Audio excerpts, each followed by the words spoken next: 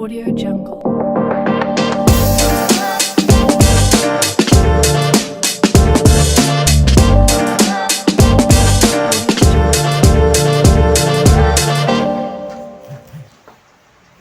Assalamualaikum warahmatullahi wabarakatuh.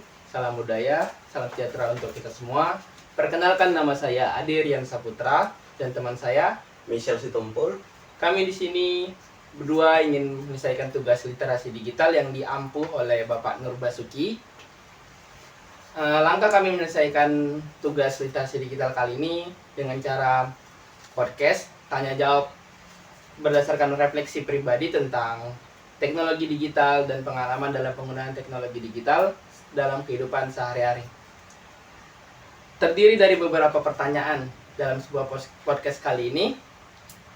Yang pertama adalah seputar refleksi pribadi atau pengalaman teman saya seputar teknologi digital dalam kehidupan sehari-hari, dimulai dari bangun tidur dan selanjutnya.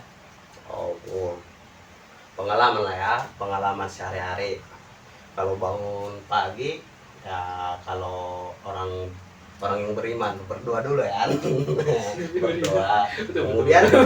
Kemudian awal megang HP, buka HP kan ngecek notif, nengok apa, lihat-lihat chat WA, siapa tahu ada informasi libur kayak gitu kan, nggak masuk kayak gitu. Emang pernah libur? Pernah. Jangan teruskan. Kemudian siap-siaplah ke kampus kan, siap-siap kembali aktivitas kampus. Sampai di kampus ada juga mata kuliah yang make langsung HP kayak gitu. Contohnya kayak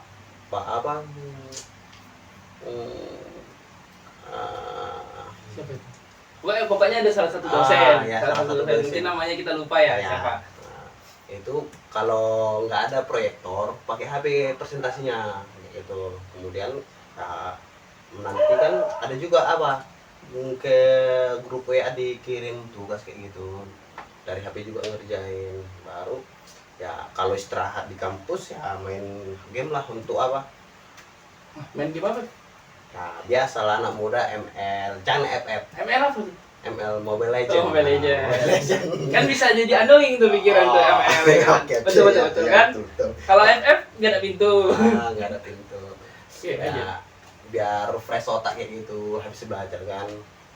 Tapi itu sih, cuman itu. Kalau balik lagi habis dari kampus balik ke kos atau ke rumah, ya kalau pengalaman saya sehari-hari ya buka HP juga sama buka laptop.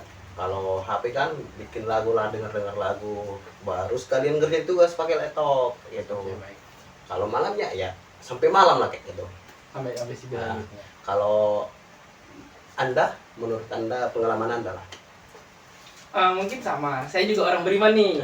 Jadi baca doa dulu kan, baca doa. Bismillah ya. Bismillah berkah ini gitu. Oke. Jadi pertama biasanya buka WA. Buka WA pagi-pagi, misalnya ada yang ngechat. Sama sih seperti tadi, mungkin ada libur atau misalnya dosennya ada halangan segala macam. Terus tadi juga kayak ada disebutkan, nah di kampus mungkin hampir sama lah, habis dari rumah berangkat ke kampus menggunakan HP juga atau teknologi digital yang lainnya.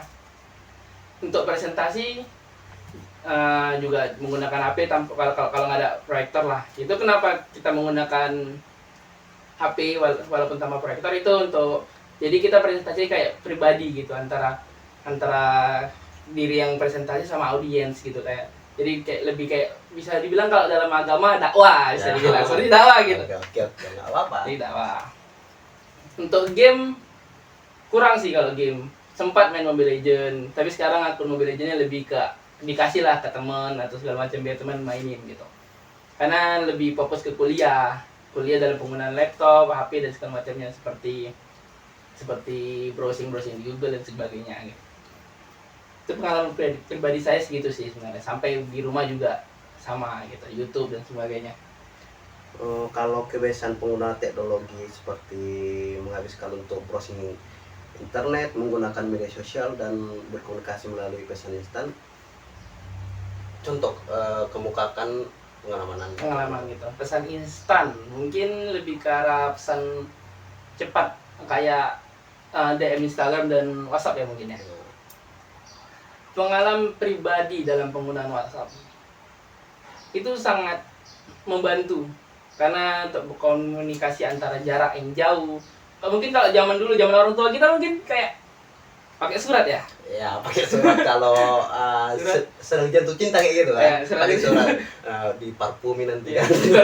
Biar agak wangi. Terus I love you, balasnya seminggu kemudian I love you too gitu. Kalau sekarang mungkin penggunaan teknologi digital dalam pesan singkat itu lebih sangat membantu lah dalam kehidupan sehari-hari. Dan untuk browsing bisa yang kita kenal mungkin yang sering kita pakai Google kayak taman browsing yang pada umumnya di Google mungkin bisa sering digunakan kayak untuk mencari referensi atau juga ChatGPT, referensi dalam penugasan di kampus, penyelesaiannya gimana, revisi ide, dan buku-buku dan jurnal-jurnal sebagainya. Kalau di media sosial selain WhatsApp, mungkin Instagram, YouTube, dan TikTok. Di TikTok lebih ke arah lihat tutorial, kadang perbaiki kereta tuh dari TikTok. Kan banyak tuh kayak cara bongkar ban misalnya. Tapi lebih lengkap sih di YouTube. Di YouTube. Sekarang TikTok juga lumayan. Durasinya lebih panjang YouTube. Di YouTube benar, cuman di TikTok kadang lebih lengkap karena kan mungkin duitnya lebih banyak kalau ya bikin konten tuh ya. Iya. Kalau pengalaman Anda gimana dalam penggunaan teknologi digital? Itu kan pasti ada tentang kesehatan mental, dalam produktivitas Anda sehari-hari dan kehubungan sosial lah dalam penggunaan media sosial itu. Dampaknya apa dampaknya? Kalau dampak hubungan sosial sih negatif sih ya, negatif. Contohnya kalau kita nongkrong kayak gitu kan udah banyakkan perhatiannya ke HP, jadi komunikasi udah jarang ya, jarang kayak gitu. Kalau hubungan sosial ini, kalau untuk kesehatan mental ya ada juga berpengaruh. Contohnya kan kalau mau meningkatkan mental kayak gitu kan ikut aja apa. Contohnya video-video TikTok itu kan juga apa itu? Ada juga yang merusak mental sama yang membangun mental kayak gitu. Nah, contohnya motivasi gitu kan. Ada motivasi yang di TikTok. Ya, motivasi yang di TikTok. Tapi saring-saring juga ya. Nah, video-video TikTok gitu ada juga yang negatif kan. Nah, kalau untuk produktivitas ya kalau aku dulu pernah sih jualan di TikTok Shop. Untungnya lumayan nggak? Untungnya lumayan.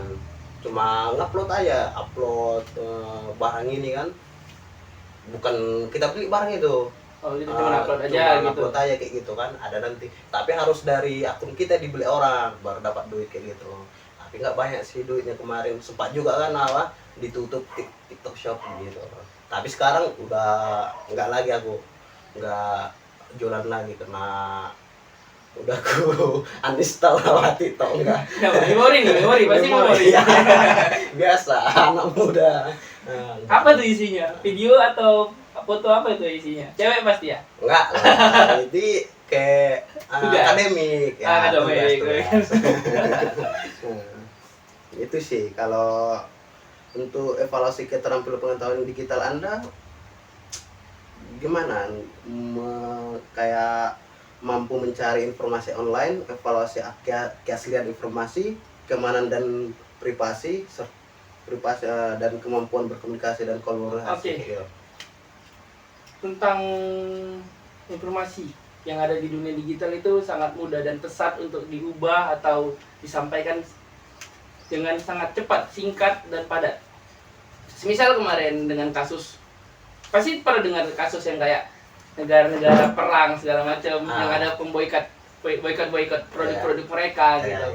Yang seperti nggak kita sebutkan lah kayak siapa, kita endorse di bawah ini gitu ya. Kalau ada endorse ya sebut. Enggak apa-apa sebutkan. Contohnya Aqua gitu. Enggak. Itu sebut dikit. Oke, lanjut. Jadi seharusnya itu sebenarnya harus kita cari informasi lebih dalam. Seperti salah satu produk yang diboikot. Itu sebenarnya produk yang membantu dalam peperangan tersebut atau tidak gitu. Karena kita selidiki lebih lanjut. Padahal sebenarnya ada beberapa produk yang asli dalam negeri tapi dibilang untuk mendukung mereka gitu, padahal sebenarnya nggak ada. Dan beberapa kasus juga udah dinyatakan bahwasannya itu hoax gitu kan.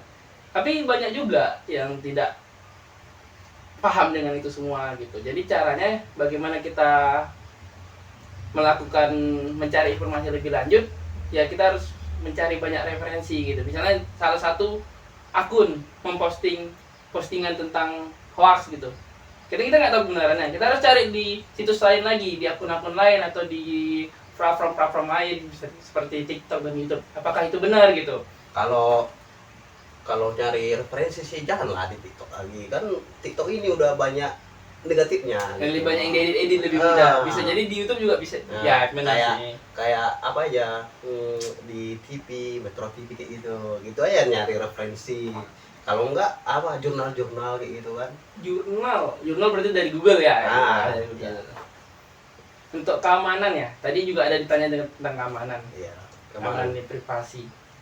Mungkin soal privasi itu lebih ke arah pribadi sih sebenarnya. Ada yang bangsa orang yang privasinya nggak ada di media sosial, sering ngepost dia jalan-jalan ke tempat A, ke tempat B, misalnya dia ke Jakarta atau ke Bali. Biasanya itu kan privasi, itu bisa dibilang kehidupan dia sehari-hari, misalnya dia lagi makan, lagi sama siapa, pasangannya siapa, itu sebenarnya privasi. Itu tergantung bagaimana orangnya. Tapi sebaiknya itu tidak terlalu diumbarkan, karena mungkin kayak wajah kita atau apa itu terlalu banyak dilihat sama orang gitu. Contoh kayak foto depan rumah, mungkin nomor rumah kita bisa diketahui, itu bisa menjadi tindak kejahatan gitu. Kalau keamanan dalam sosial, keamanan dalam aplikasi digital itu mungkin kayak sandi, itu harus lebih dijaga, harus lebih susah lah, dan jangan sampai orang lain tahu gitu aja. Kalau ada link ada suatu nomor kayak ngirim ke WhatsApp kita, jangan langsung diklik kayak gitu. Ya misalnya itu bisa jadi itu kayak hacker, bisa jadi kan kayak aplikasi digital kita misalnya seperti M-Banking itu juga aplikasi digital kan, itu bisa hilang uang kita gitu. Kalau Anda gimana? Sepakat sih sama yang disebutkan Anda tadi ya. Sebutkan. Tapi kalau ya saya tambahin lah ya, untuk kalau saran saya kalau mendaftar soal media sosial itu lebih baik menggunakan Gmail kayak gitu. Jangan menggunakan nomor HP. Kalau menggunakan nomor HP lebih gampang diakses. Itu menurut pengalaman pribadi saya. Tapi bukannya di nomor HP itu ada namanya kode OTP? Kayak ada kode biasa masuk nomor gitu. Itu kan bukannya aman juga gitu? Aman sih, tapi lebih bagus di iya rentan kalinya, lebih rentannya kena hack pakai nomor gitu. Gmail, apalagi kalau nomor kita hilang ya. Iya. Kalau Gmail kan mungkin susah atau biasa gitu. Iya.